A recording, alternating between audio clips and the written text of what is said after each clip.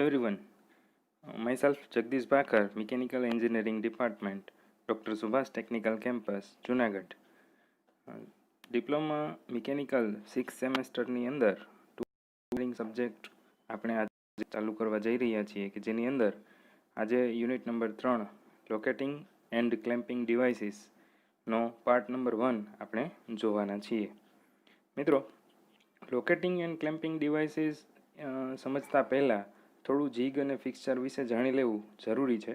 એટલે થોડો basic concept jig અને ફિક્સચરનો સમજી અને ત્યાર પછી આપણે લોકેટિંગ એન્ડ ક્લેમ્પિંગ ડિવાઇસીસ વિશે જોઈશું. Jig and fixture are the economical way to produce a component in mass. એટલે મિત્રો, મેન્યુફેક્ચરિંગની અંદર કોઈપણ ઇન્ડસ્ટ્રીની અંદર જ્યારે પ્રોડક્ટ છે તે માસની અંદર પ્રોડ્યુસ કરવામાં આવતી હોય, એટલે કે ઉત્પાદન છે તે કન્ટિન્યુઅસ હોય અને તેવા સંજોગોમાં જીગ અને ફિક્સચર છે એ ખૂબ જ એક પ્રોડક્ટિવિટી વધારવા માટેનું ટૂલ બની રહે છે. These are special work holding and tool guiding devices. એટલે જીગ અને ફિક્સચર છે તે એક પ્રકારના વર્ક હોલ્ડિંગ ડિવાઇસીસ છે અને સ્પેશિયલી આપણે વાત કરીએ તો જીગ છે તે ટૂલને હોલ્ડ કરે છે, સાથે સાથે ટૂલને ગાઈડ કરવાનું પણ કામ કરે છે, જ્યારે ફિક્સચર છે તે માત્ર ને માત્ર વર્કપીસને હોલ્ડ કરવાનું કામ કરશે. The quality of performance of a process largely influenced by the quality of jig and fixtures used for this purpose. એટલે ક્વોલિટી જે છે પ્રોસેસની અથવા તો કોઈ પ્રોડક્ટની, તો એ ક્વોલિટી 100% આપણે કહી શકીએ તે જીગ અને ફિક્સચરની જે ડિઝાઇન અથવા તો તેની ક્વોલિટી ઉપર આધાર રાખશે. The main purpose of a fixture is to locate and in the cases hold a workpiece during an operation. એ આપણે વાત કરી ચૂક્યા છીએ. A jig differs from a fixture. It guides the tool to its correct position or towards its correct movement during an operation in addition to locating and supporting the workpiece. એટલે jig છે એ fixture કરતાં એનું function એક જ વધારે છે કે જે તે ટૂલને ગાઈડ કરવાનું કામ કરે છે. વર્કપીસ અને ટૂલ આ બંનેની જે પોઝિશન છે એ પોઝિશનને ધ્યાનમાં લઈ અને જે મૂવમેન્ટ છે એ બધી મૂવમેન્ટ ક્યાંથી કઈ ડાયરેક્શનમાં અને ડિગ્રી ઓફ ફ્રીડમ છે તેને પણ ધ્યાનમાં લઈ અને જે લોકેટિંગ અને ક્લેમ્પિંગના જે કોન્સેપ્ટ છે એ આપણે હવે જોઈશું. એ સિવાય જે ડે ટુ ડે લાઈફની અંદર જે સુપરવિઝન થતું હોય છે શોપ ફ્લોરની અંદર, ત્યારે લોકેટિંગ અને ક્લેમ્પિંગ ડિવાઇસીસ છે એનું મહત્ત્વ શું છે તે પણ આપણે જોઈએ. In jig and fixture design it is not always possible to clamp the work directly to either the base or one of the walls of the fixture. એટલે જીગ અને ફિક્સચરની જ્યારે ડિઝાઇન થતી હોય છે ત્યારે કેટલી બધી સિચ્યુએશન છે તે ધ્યાનમાં રાખવાની હોય છે. ઘણી વખત વર્કપીસ છે તેમાં જે મશીનિંગ કરવાનું છે અથવા તો એસેમ્બલી કરવાની છે, તો બેઝ જે હોય વર્કપીસનો તે બેઝ ઉપર કાં તો મશીનિંગ કરવાનું હોય અથવા તો કોઈ સાઈડની વોલ ઉપર મશીનિંગ કરવાનું હોય. એક બાજુ વર્કપીસને હોલ્ડ કરાવવાનું છે, વર્કપીસ છે તે પોતાની સ્ટેડી કન્ડિશનમાં રહે, તેના ઉપર મશીનિંગ જે થશે ત્યારે કટિંગ ફોર્સીસ એપ્લાય થતા હશે, તો એ બધી સિચ્યુએશનને ધ્યાનમાં લઈ અને જીગ અને ફિક્સચરની ડિઝાઇન છે એ કરવાની હોય છે. For example, the surface may not be machined at those places where it is most convenient to effect the clamping. એટલે કે જ્યાંથી આપણે વર્કપીસને ક્લેમ્પ કરાવેલો છે એ સરફેસ ઉપર મશીનિંગ કરવું એ થોડું ડિફિકલ્ટ બનશે આપણા માટે. Further, the presence of chips between the mating surfaces can cause misalignment. એટલે કે જ્યારે આપણે જીગ અને ફિક્સચરની ડિઝાઇન કરતા હશું ત્યારે જે ચીપ પ્રોડ્યુસ થાય છે મશીનિંગ દરમિયાન, તો એ ચીપ છે એ મેચિંગ સરફેસની વચ્ચે જો ક્યાંક આવશે તો મિસઅલાઇનમેન્ટના પ્રોબ્લેમ પણ આવશે. Further, if the locating faces are inclined at more than 90 degree, then misalignment error will be more than the thickness of the chip adhering between the inclined surfaces. When the rimmed or finely finished holes are available, locating pins may be used for positioning purposes. એટલે કે જ્યારે આપણને વર્કપીસની અંદર કોઈ hall આપેલો છે અથવા તો રિમ્ડ હોલ હોય ત્યારે લોકેટિંગ પિનની મદદથી આપણે સારી રીતે તેને પોઝિશન કરી શકીએ છીએ. In the locating pins, the location diameter is made a push fit with the hole with which it engages. એટલે કે લોકેટિંગ પિન છે એ આપણે જ્યારે યુઝ કરતા હોઈએ ત્યારે જે હોલ છે તેનો ડાયામીટર અને પિનનો ડાયામીટર તે પ્રેસ ફિટેડ હોય એ વધારે અનુકૂળ રહેશે. હવે લોકેશન અને ક્લેમ્પિંગનો કોન્સેપ્ટ જોઈએ. Location refers to the establishment of a desired relationship between the workpiece and the jigs or fixture. એટલે કે જે કટિંગ ટૂલ છે અને જોબ આ બંને વચ્ચે સ્થિતિનો સંબંધ સ્થાપિત કરતી અને જોબને દરેક શક્ય જોબની જે અલગ અલગ મૂવમેન્ટ છે તેને અવરોધે આવી વ્યવસ્થાને લોકેશન કહેવાય છે અથવા તો લોકેશન સિસ્ટમ કહેવાય છે. Correctness of location directly influences the accuracy of finished product. એટલે કે જેટલું સારામાં સારી રીતે આપણે જે જોબ છે તેનું લોકેશન સેટ કરશું તેટલી જે આપણી પ્રોડક્ટ છે તેની ફિનિશિંગ અને તેની એક્યુરેસી છે આપણને સારી મળશે. એવી જ રીતે ક્લેમ્પિંગ વિશે વાત કરીએ તો જ્યારે લોકેશન થઈ જાય છે વર્કપીસ છે લોકેટ થઈ જાય છે તો ત્યાર પછી તેની લોકેટિંગ થઈ ગયા પછીની જે મૂવમેન્ટ છે તે મૂવમેન્ટને રિસ્ટ્રિક્ટ કરવા માટેની જે વ્યવસ્થા છે તેને ક્લેમ્પિંગ કહેવાય છે. એટલે કે જોબને કટિંગ ફોર્સની સામે કાર્ય કરી લોકેશન સિસ્ટમમાં બરોબર ગોઠવી રાખે આવી વ્યવસ્થાને ક્લેમ્પિંગ સિસ્ટમ કહેવાય છે. The tool designer refers to this action as clamping and the mechanism used for this action are known as clamps. એટલે ક્લેમ્પ્સ છે એ જે ક્લેમ્પિંગ પ્રોસેસ છે તેના માટેના જરૂરી ડિવાઇસીસ છે અને આ જે ક્લેમ્પ્સ છે તે અલગ અલગ મિકેનિઝમના આધારે કામ કરે છે.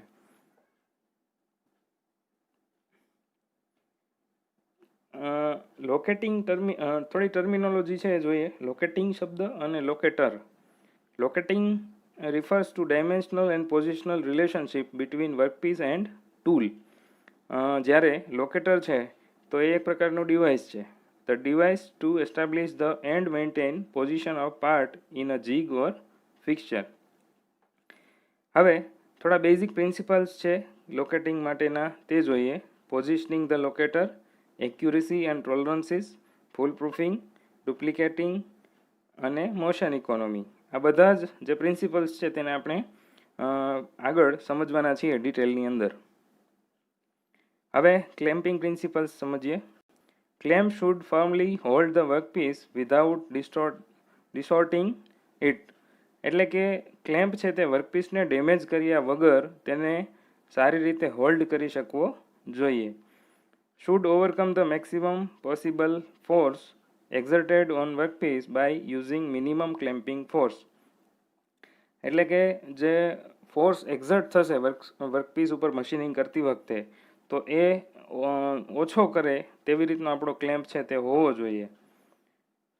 ત્યાર પછી ઇઝી ટુ ઓપરેટ એટલે કે એને યુઝ કરવો સહેલો હોવો જોઈએ. કોઈ પણ ઓપરેટર છે મશીનિંગ કરતો હોય તો એ દરમિયાન તેને પાર્ટને લોડિંગ અને અનલોડિંગ કરતી વખતે સારી રીતે ઓછા એફર્ટથી કરી શકે એ રીતે ક્લેમ્પિંગ છે ક્લેમ્પિંગ ડિવાઇસીસ છે તેની ડિઝાઇન હોવી જોઈએ. ત્યાર પછી vibrations should tighten the cams and wedges in the clamp design and not loosen them. એટલે કે જ્યારે કોઈ પણ મશીનિંગ પ્રોસેસ થતી હોય કોઈ મશીન ઉપર ત્યારે બટ ઓબ્વિયસ છે કે થોડું વાઇબ્રેશન હોઈ શકે. મશીન છે તે કટિંગ ફોર્સીસ લાગતા હોય તો પ્રોડક્ટ છે તે ડેવિએશન કદાચ આપે તો એવા કેસમાં જે ક્લેમ્પ છે તેની ડિઝાઇન એ ન થવા દે અથવા તો જે વાઇબ્રેશન છે તે એબ્સોર્બ કરી શકે એવી એની ડિઝાઇન હોવી જોઈએ. અહીંયા ઇમેજની અંદર એક ક્લેમ્પ આપેલો છે કે જે વર્કપીસને હોલ્ડ કરે છે. એ અલગ અલગ પ્રકારના કેમ્પ્સ છે તે આપણે આગળ જોવાના છીએ.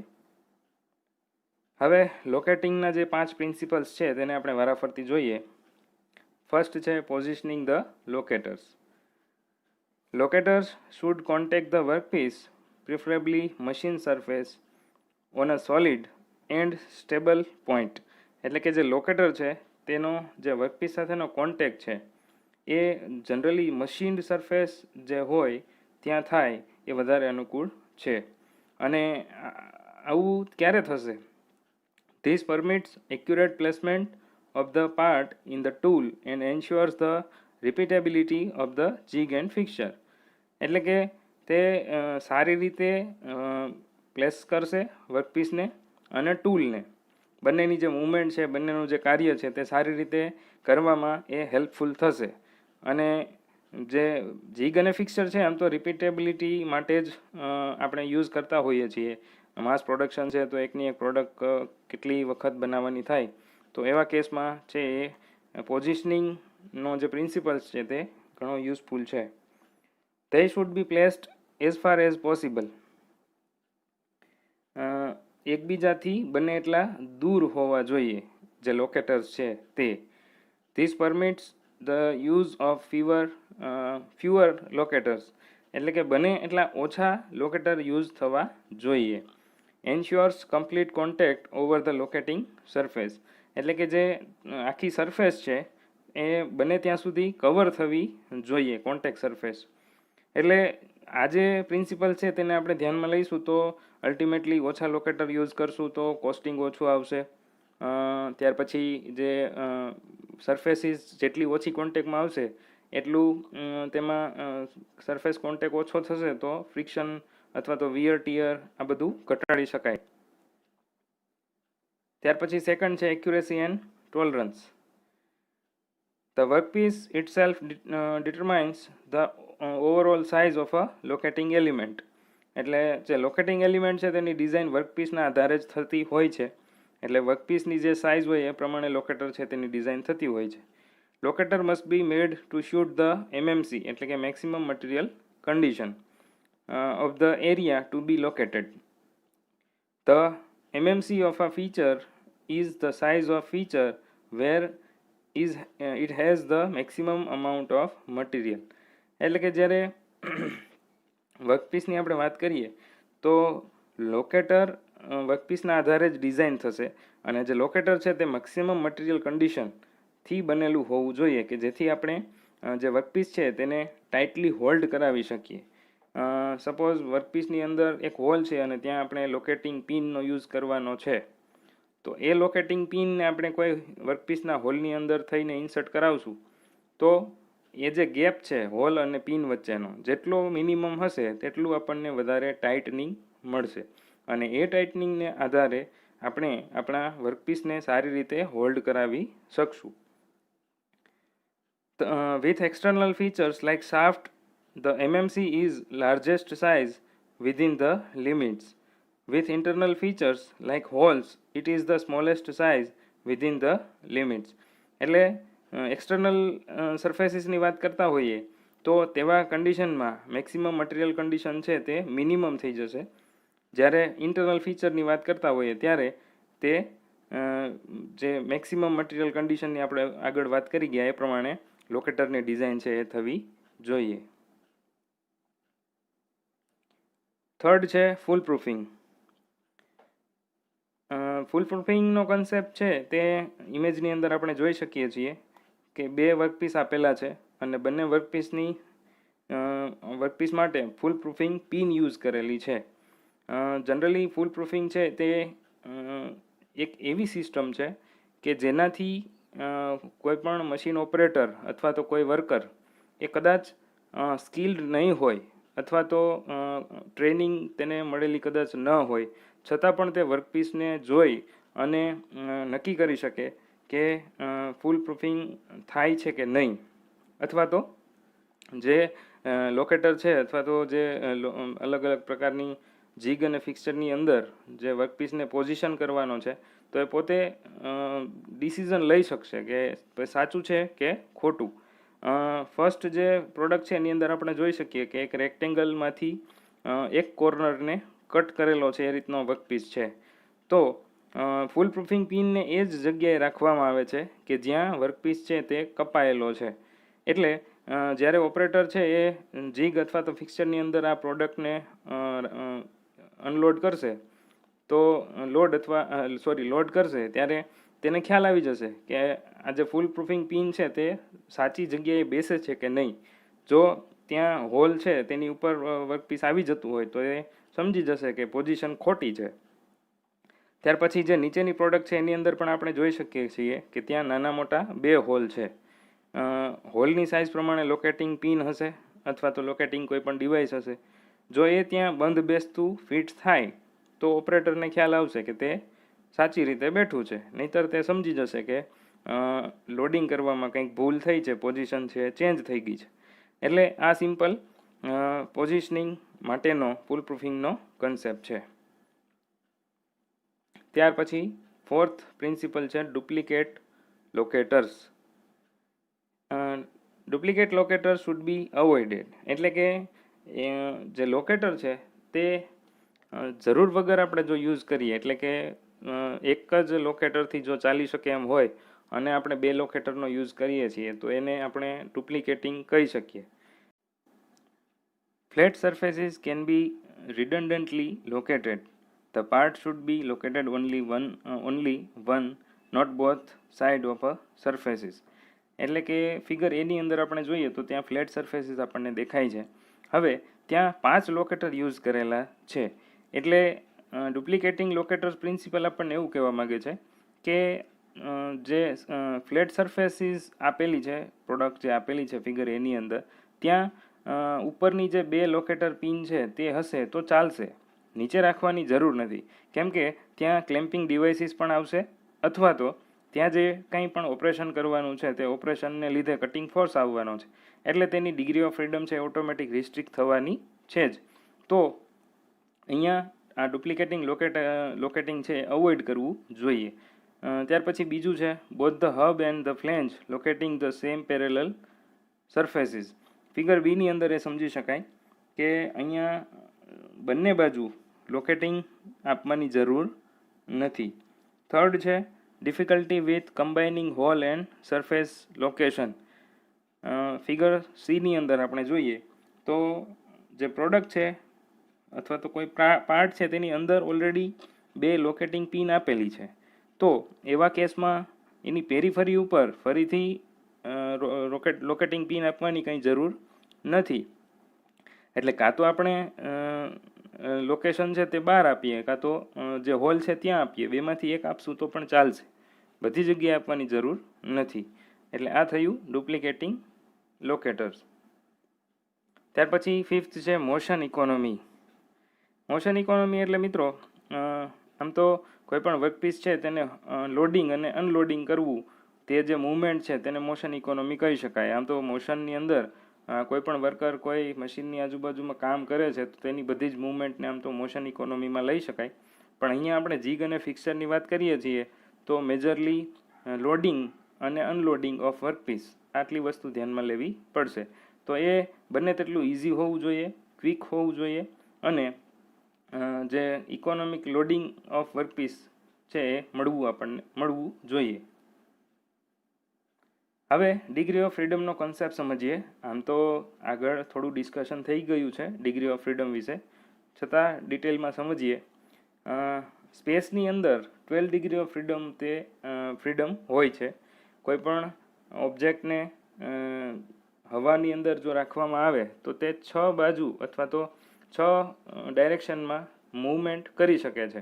અને એ 6 મૂવમેન્ટ છે તે લિનિયર હોઈ શકે. એ સિવાય જો રોટેશનલની વાત કરીએ તો 6 મૂવમેન્ટ છે તે રોટેશનલ ડાયરેક્શનમાં એ કરી શકે છે. એટલે અલ્ટિમેટલી 12 ડિગ્રી ઓફ ફ્રીડમ છે તે કહેવાય છે.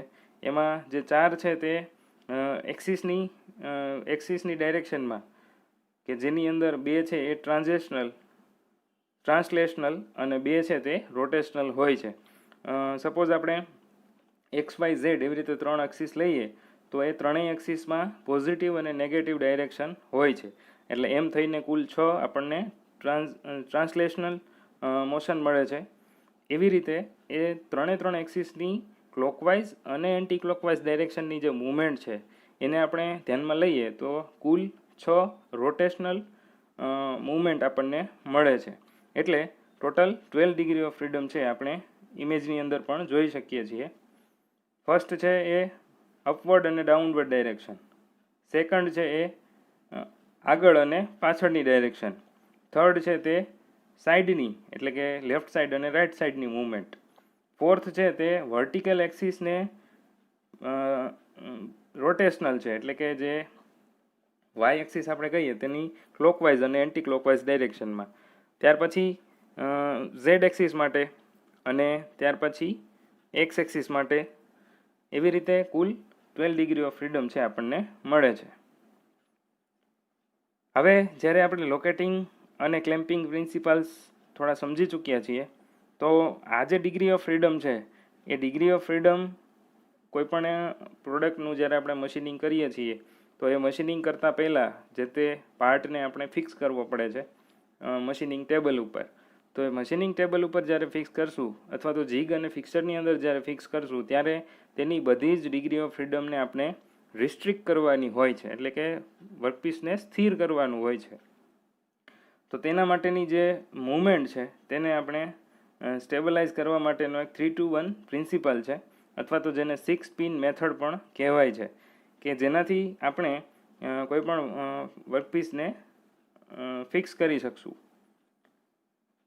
Motion is restricted using clamps and locators એટલે કે જે આ 12 ડિગ્રી ઓફ ફ્રીડમ જે આપણે છે તે લોકેટર અને ક્લેમ્પ્સની મદદથી રોકી શકાય છે.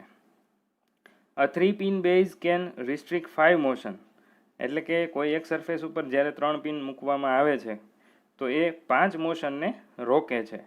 એ 5માંથી 4 છે તે રોટેશનલ હશે અને એક છે તે ટ્રાન્સલેશન હશે એટલે કે લિનિયર હશે. Directions 9, 10 and 11 are restricted by a clamping device એટલે આમ જોયા જઈએ તો જે 3 to 1 પ્રિન્સિપાલ છે તે 9 ડિગ્રી ઓફ ફ્રીડમ છે તેને તો ઓલમોસ્ટ રોકશે જ, રિસ્ટ્રિક્ટ કરશે જ, અને બાકીની જે ડિગ્રી ઓફ ફ્રીડમ છે તેને રિસ્ટ્રિક્ટ કરવા માટે ક્લેમ્પિંગ ડિવાઇસનો યુઝ કરવો પડશે. ફિગરની અંદર આપણે જોઈ શકીએ છીએ કે જે આપણે 12 ડિગ્રી ઓફ ફ્રીડમની વાત કરી તેમાં ફર્સ્ટ છે તે એક્સ એક્સિસમાં રોટેશનલ મોશન છે, ત્યાર પછી સેકન્ડ છે તે વાય એક્સિસમાં રોટેશનલ મોશન છે, થર્ડ છે એ ઝેડ એક્સિસમાં રોટેશનલ મોશન છે, અને ફર્સ્ટની સાથે 7 નંબરની, સેકન્ડની આરે 8 નંબરની અને થર્ડની સાથે 9 નંબરની રોટેશનલ મોશન છે. એવી રીતે એક્સ એક્સિસમાં પોઝિટિવ ડાયરેક્શનમાં 4 અને 10, વાય એક્સિસમાં નેગેટિવ ડાયરેક્શનમાં 5 અને 11 અને ઝેડ એક્સિસમાં નેગેટિવ ડાયરેક્શનમાં 6 અને 12. એવી રીતે ડિગ્રી ઓફ ફ્રીડમ છે આપણને કેલ્ક્યુલેટ કરવાની થાય છે.